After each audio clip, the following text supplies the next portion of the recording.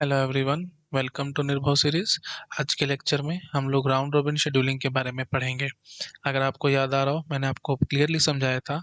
Round robin scheduling is nothing but FCFS preemptive version. Okay, FCFS का preemptive version round robin scheduling था। अगर आपको याद नहीं आ रहा तो मैं आपको स्लाइड में दिखा देता हूँ। ये देखो भाई, एफसीएफएस का प्रीएम्प्टिव वर्जन राउंड रॉबिन का नॉन प्रीएम्प्टिव वर्जन एफसीएफएस। ठीक है, तो डायरेक्टली इनडायरेक्टली ये है एफसीएफएस टाइप ही, लेकिन इसमें हमारे को टाइम क्वांटम गिवन है टू यूनिट्स।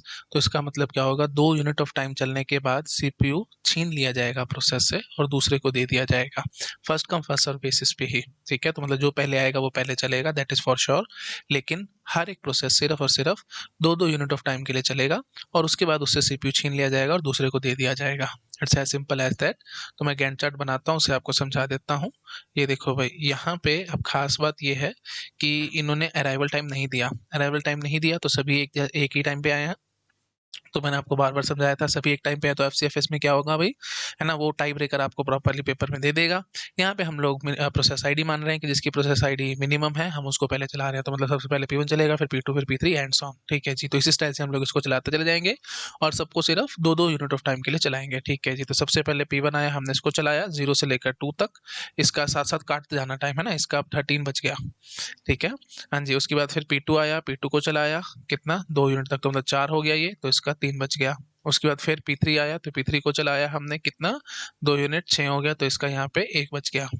आई थिंक समझ पा रहे हो आप लोग, है ना। 2 यूनिट चलाता चला जा रहा हूँ और सीपीयू छीन छीन के नेक्स्ट नेक्स्ट को देता चला जा रहा हूँ और यहाँ से उसका बस टाइम भी कम करता चला जा रहा हूँ। ऑब्वियस सी बात है भाई, जब पी1 आया था उसका बस टाइम 15 था, तो 2 चला लिया तो उसका रिमेनिंग टाइम कितना बचा, 13 बचा। 15 - 2 दैट इज 13।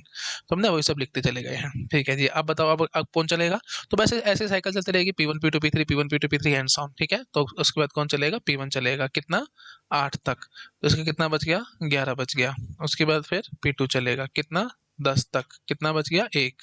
उसके बाद पी3 चलेगा। हाँ, अब जरा समझाना मेरे को। टाइम क्वांटम 2 था, इसका एक ही रिमेनिंग टाइम है, तो एक ही चला करके बंद कर देंगे, है ना। जबरदस्ती इसको दो दो कैसे चला दूं, मतलब 12 तक कैसे चला दूं जब इसका इतना है ही नहीं टाइम, है ना। तो 11 तक था तो मैंने इसको इतना ही चलाया, है ना। और पी3 कंप्लीट हो गया, काटा लगा दो इस पे। ठीक है, देख रहे हो जैसे मैं कर रहा हूँ बिल्कुल वैसे ही करना, बार बार समझाता हूँ आपको। साथ साथ काटते जाओ, साथ साथ लिखते चले जाओ, गैंट चार्ट बनाते चले जाओ, कभी गलती नहीं होगी, नहीं तो हमेशा कहीं ना कहीं आप कंफ्यूज होकर के पेपर में सिली मिस्टेक करके आ सकते हो। तो वो बचने का तरीका मैं आपको बार बार समझाता रहता हूँ। ठीक है जी, उसके बाद फिर पी1 चलेगा 13 तक, कितना बच गया, 9। उसके बाद कौन चलेगा, पी2, कितना, 14 तक, काटा लगा दो। ठीक है, पी2 भी कंप्लीट हो गया। 13 के बाद सिर्फ 1 यूनिट ऑफ टाइम चला क्योंकि इसका 1 यूनिट ऑफ टाइम ही बच रहा था। उसके बाद पी1 सीधा, और कोई है ही नहीं मेरे पास, तो क्या करो, इसको पूरा चलाऊंगा, है ना। तो 9, अब ऐसे मत करना बार बार, टू टू टाइम क्वांटम चला चला करके इसको बार बार करो, क्यों टाइम वेस्ट करना है भाई, जब एक ही प्रोसेस बच रहा है, इसका पूरा 9 चला के खत्म करो। तो कितना तक जाएगा ये, 23 तक जाएगा। तो आई थिंक समझ गए होगे आप लोग, है ना। तो ये हो गया हमारा गैंट चार्ट प्रिपेयर। तो राउंड रॉबिन में कुछ भी नहीं है, बहुत आसान है, बस साइकिल में चलाते चले जाओ, है ना। बट ये सब सिर्फ तब चलेगा जब अराइवल टाइम ना दिया हुआ हो। अराइवल टाइम जब दिया होता है तो थोड़ी सी प्रॉब्लम शायद आप लोग फेस कर सकते हो, तो मैं उसको अभी दिखाऊंगा। अभी उसमें अभी हमारे को घुसने की जरूरत नहीं है, अभी नेक्स्ट स्लाइड पे हम लोग उसको देखेंगे। बट फिलहाल आपको समझ में आ चुका है, अब कैसे भी आएगा। तो आप पी1 पी2 पी3 बस ऐसे लाइन लगा दो इनकी, बस। ठीक है, एक के बाद एक के बाद एक चलाते चले जाओ और 2 2 यूनिट ऑफ टाइम के लिए चलाना, बस इसको और कुछ नहीं करना। ओ आई थिंक पकड़ गए होगे आप लोग, बहुत सिंपल है। अब यहाँ पे गैंट चार्ट बन गया तो उसके बाद तो मेरे ख्याल कुछ है ही नहीं, अब तो बस सीधा कुछ भी पूछ सकते हैं वो आपसे, वेटिंग टाइम, रिस्पॉन्स टाइम, जो मन करे वो पूछ सकते हैं, है ना। हाँ, तो किसका बताऊं बोलो, टर्न अराउंड टाइम बता दूं। टर्न अराउंड टाइम ऑफ पी1 बता दो फटाफट। Process finish time minus process arrival time, है ना। फिनिश टाइम बताओ भाई, 23। अराइवल टाइम 0 है क्योंकि कोई, हमारे को जब पता है अराइवल टाइम गिवन ही नहीं है तो हम सबका 0 मान के चलते हैं, मैंने बहुत बार बताया आपको।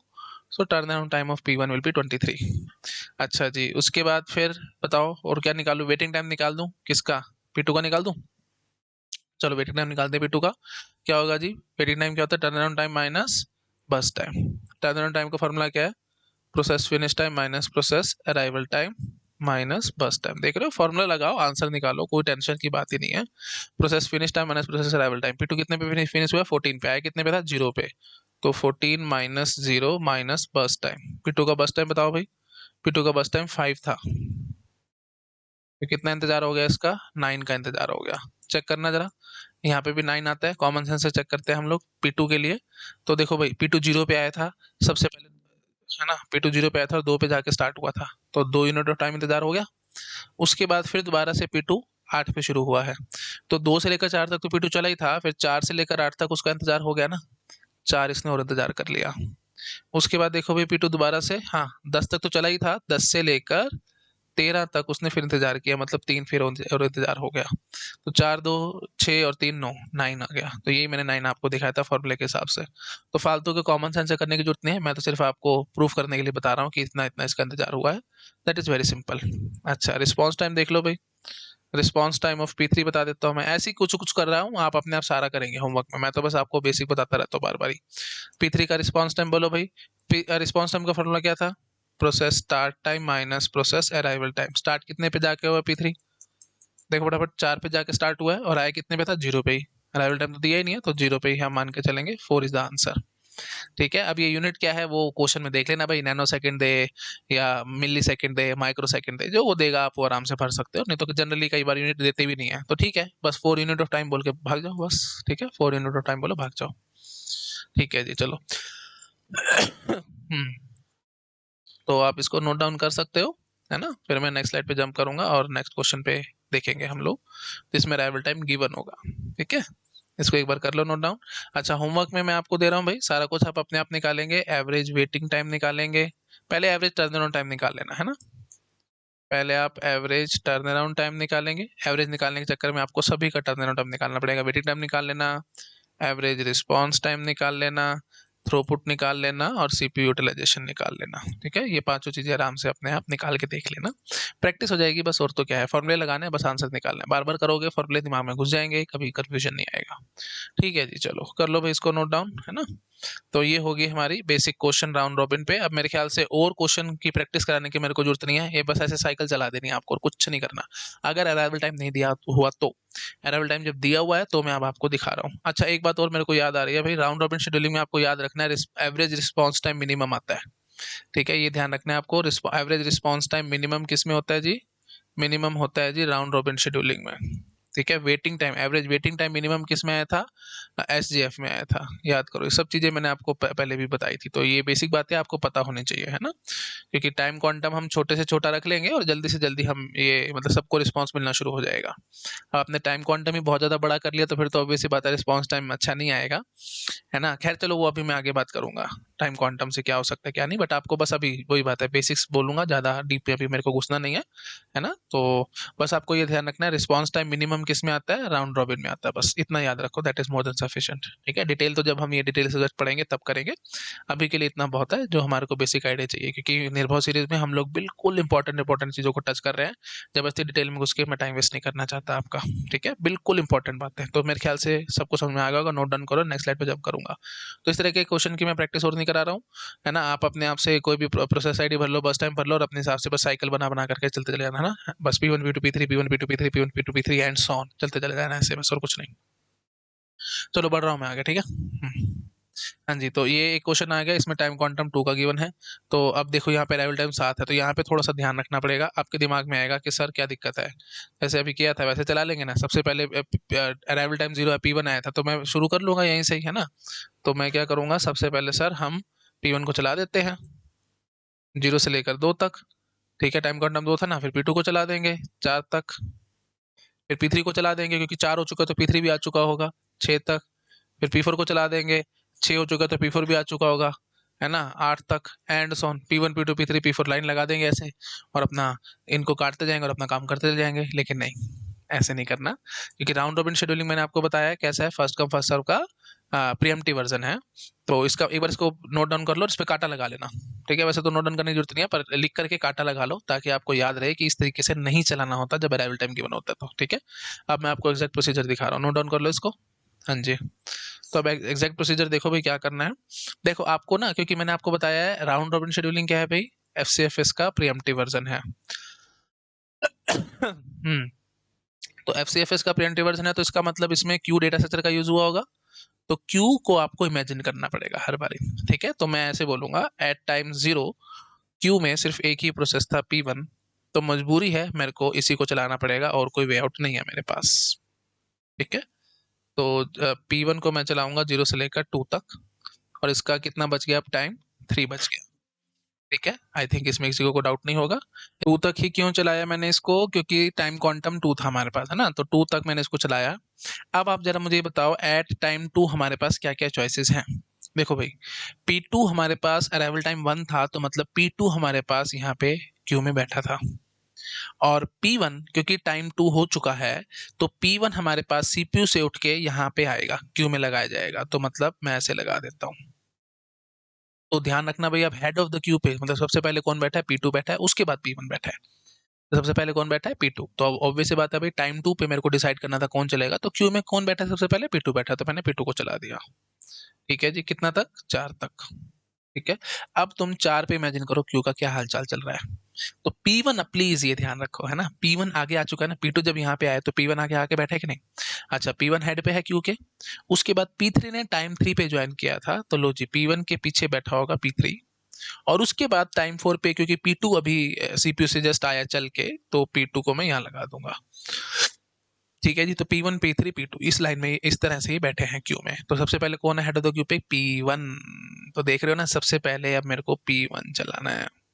जो कि आप अभी जो मैंने थोड़ी देर पहले दिखाया था उसमें हमने क्या किया था, P1 चला दिया था, फिर P2 चला दिया था, और उसके बाद P3 चला दिया था। P3 थोड़ी चलना है, P2 P1 चलना है। ये देखो मैंने यहाँ पे अभी आपको प्रूव किया क्यू की हेल्प से। ठीक है, तो अराइवल टाइम जब भी हम लोग देंगे तो बस आपको ये इमेजिन करके चलना है। 2 मिनट आपको शायद थोड़ा सा अटपटा सा लग सकता है, अजीब लग सकता है, लेकिन एक दो क्वेश्चन कराऊंगा मैं ऐसे, तो आपके दिमाग में बैठ जाएगा हम काम कैसे कर रहे हैं। ठीक है जी, तो 4 टाइम पे हमारे पास ये सिनेरियो था, तो हमारे को सबसे पहले हेड ऑफ द क्यू पे कौन था, P1, तो मेरे को ये चलाना पड़ा। 6 टाइम तक मैं इसको चलाऊंगा P1 को। ठीक है, अच्छा मैं सॉरी यहाँ पे भूल गया, अभी P2 को 2 यूनिट ऑफ टाइम चलाया है, तो इसका 2 यूनिट बच गया, है ना। अच्छा, P1 को आपने फिर 2 यूनिट ऑफ टाइम चला लिया है, तो इसका 1 यूनिट ऑफ टाइम बच गया।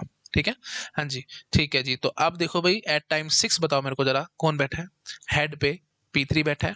उसके बाद कौन बैठा है, P2। और P4 हमारे पास 5 पे आया होगा, तो मतलब P4 यहाँ पे बैठा है 5 पे। और जब हमारे पास 6 टाइम होगा तो P1 आके इसके पीछे बैठ जाएगा। मतलब ये 6 टाइम पे हमारे पास ये कहानी है।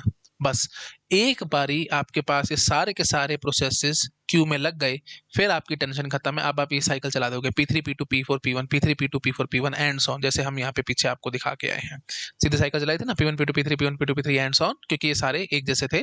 मतलब यू कैन से मैंने क्यू ही इमेजिन किया था एट टाइम 0।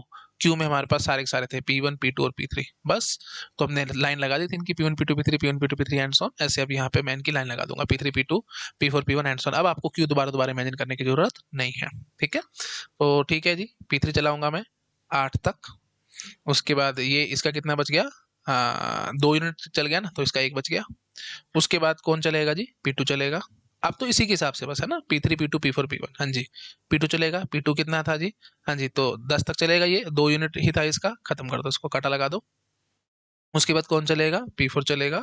P4 का कितना है जी, 2 यूनिट है, तो ये 12 तक तो टाइम क्वांटम 2 का था ना, तो 12 तक तो चलेगा।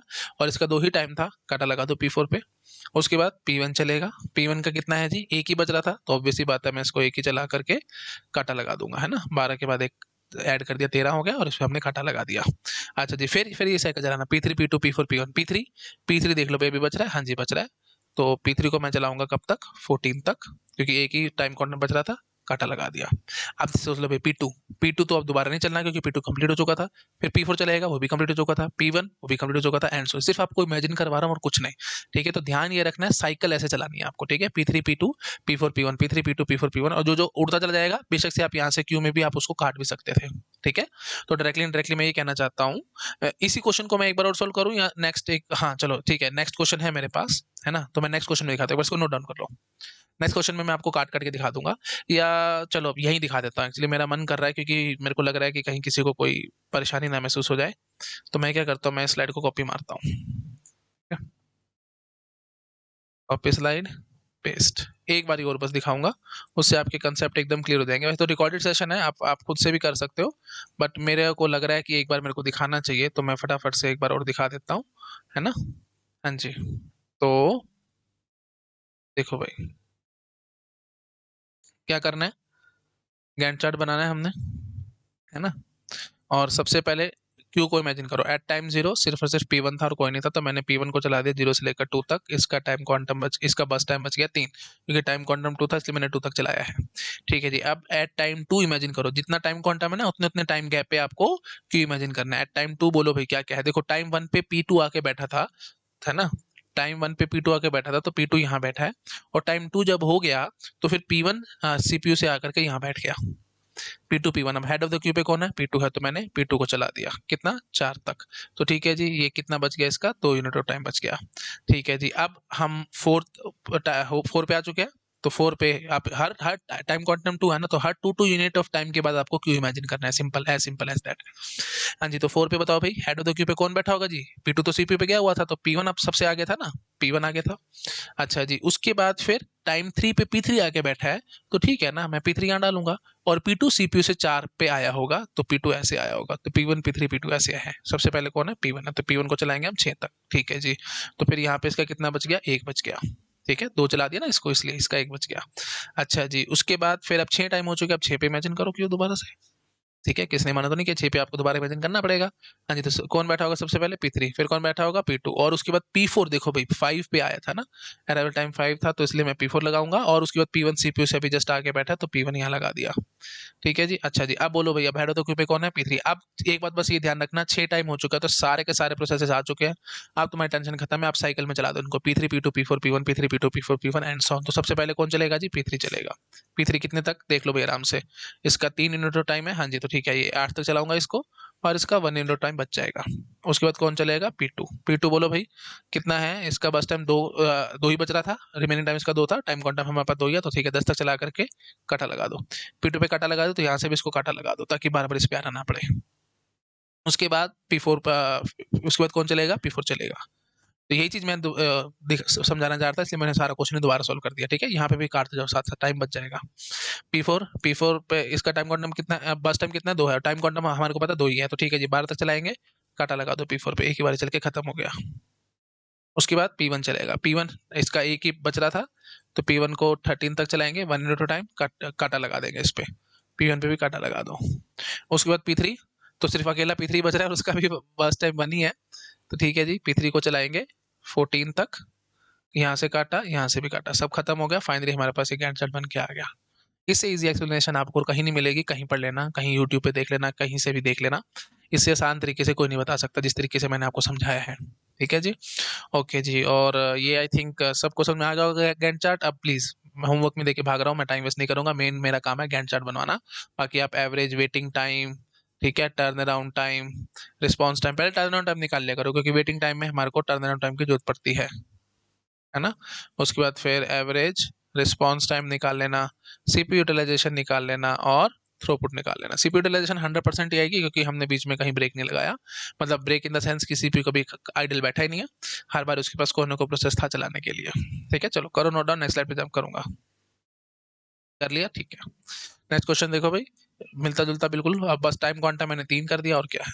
ठीक है, कुछ भी नहीं है, बहुत आसान काम है। अपना बनाओ गैंट चार्ट और साथ साथ काम करते चले जाओ। तो एट टाइम 0 बोलो भाई, एट टाइम 0 कौन है, सिर्फ P1 है क्यू में, और कोई नहीं है।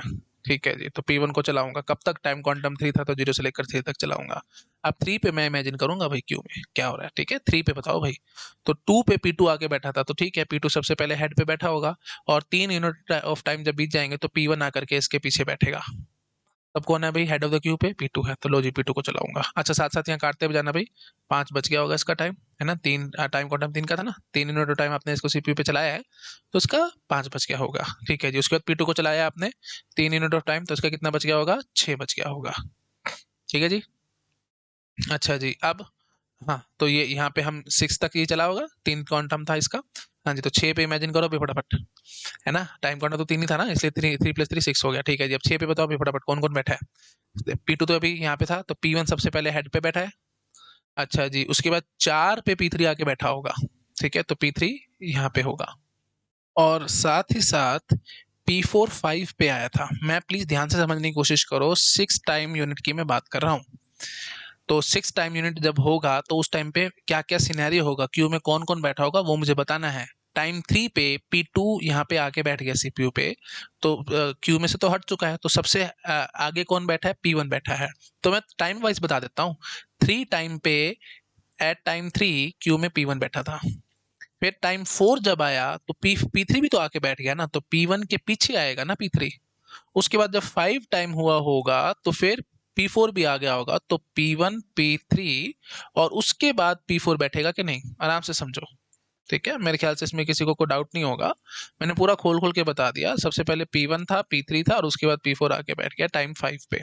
और जब टाइम 6 हो जाएगा तो उसके बाद P1 P3 P4 तो होंगे होंगे, और साथ में जो P2 था जो CPU पे चल रहा था वो भी आकर के बैठ जाएगा टाइम 6 पे। ठीक है, तो मैं इसको ऐसे भी कर सकता था। इनको थोड़ा सा इधर कर देता हूँ। P1 P3 P4 और P2, P1 P3 P4 P2 ये बन के आया है। तो बस ये चीज मैं आपको यहीं पे, अब ये तो मैंने सारा खोल खोल के समझाया सिर्फ आपको क्लियर करने के लिए, नहीं तो आप खुद से भी समझदार हैं। मैं जब टाइम 6 की बात कर रहा हूँ तो आप खुद से इमेजिन कर लो ना भाई। 3 पे P2 P1 था, तो P2 हमारा CPU पे चला गया, तो हेड ऑफ द क्यू पे कौन है? P1, तो इसलिए मैंने सबसे पहले P1 लिख दिया। फिर बोला मैंने अपने पे इमेजिन करो, 4 टाइम पे P3 आके बैठा होगा, मैंने यहाँ घुसा दिया। फिर 5 टाइम पे P4 आके बैठा होगा, तो लो जी P4 को घुसा दिया। ठीक है जी, और उसके बाद फिर कौन? 6 टाइम पे P2 आके बैठा होगा, तो लो जी P2 मैंने घुसा दिया। तो बार बार अलग अलग क्यों क्यों बनाने हैं, यहीं से देख के बता दो ना। हाँ बस अब बोलो भाई, P1 P3 P4 P2 चारों के चारों आके बैठ गया ना, बस अब मेरा काम खत्म है। अब मैं इनकी साइकिल चलाता चला जाऊंगा बस। P1 P3 P4 P2 P1 P3 P4 P2 and so on. ठीक है।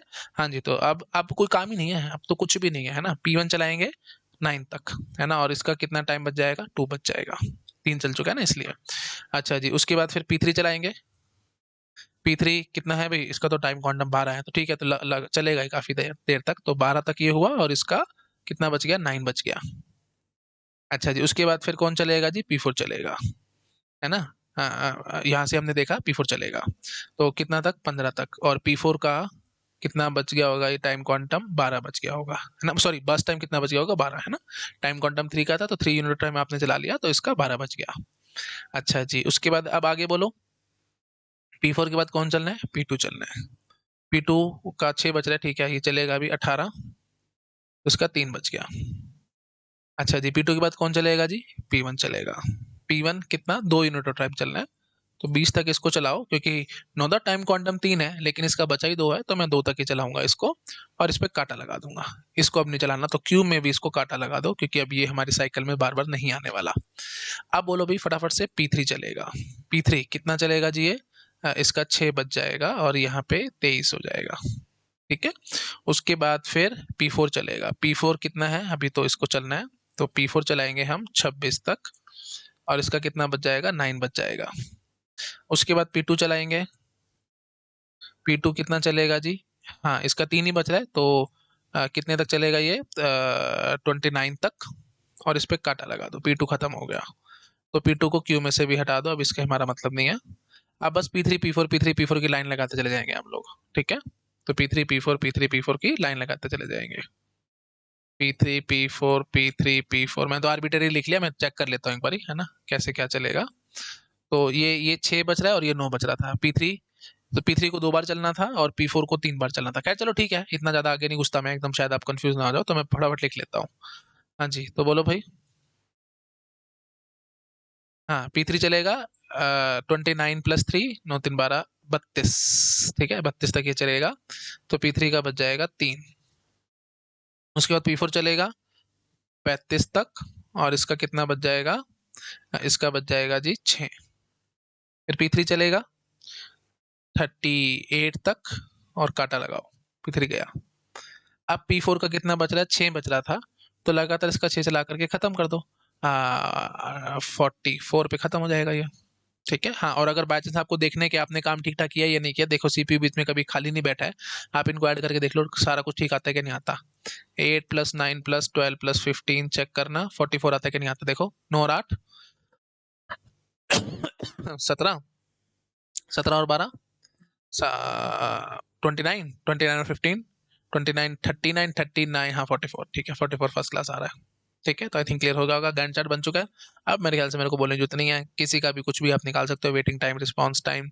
ठीक है, जो भी आपको देखना पड़े आराम से देख सकते हो, सब निकल जाएगा यहाँ पे। ठीक है, तो क्या क्या निकालना है आपको? Turn around time, waiting time, response time, और उसके बाद फिर सीपीयू यूटिलाइजेशन और थ्रूपुट। ठीक है, ये पांचों चीजें आप अपने आप निकाल करके देखेंगे। एवरेज निकाल लेना है, average turn around time, average waiting time, average response time.